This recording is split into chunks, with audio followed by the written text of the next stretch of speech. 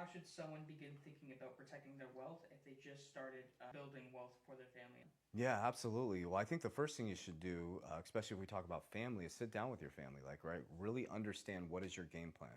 So you, your spouse, partner, or loved one should sit down and come up with a game plan. What does protection mean to you guys, right? That's a really interpersonal question. So protection means to me, if something happened to me today, as I'm driving home from work, that my whole ecosystem is taken care of. Okay, that's what protection means to me. So when I think of protection, that doesn't mean having $100,000 sitting in my bank account. That $100,000, boom, would be gone like that.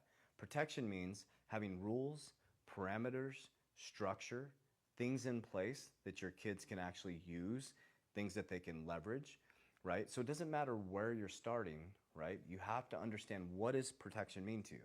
Protection means legacy to me. Protection means family bank to me. Protection means my family has the freedom if anything ever happens to me. So I started there with, what does protection mean to me? I started at a very small cash value life insurance policy. When I started to appreciate in other asset classes, we just started to poll and we started to fill those family banks, right? So I think the first conversation is, what does protection look like to you?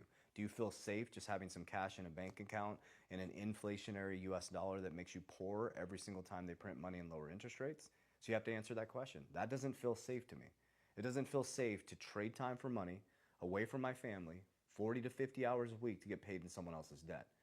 So I started to look and say, what are the elites doing? They're not playing the same game that you're playing, right? They're taking the cash that they get and they're transmuting it into deflationary assets that fix supplies.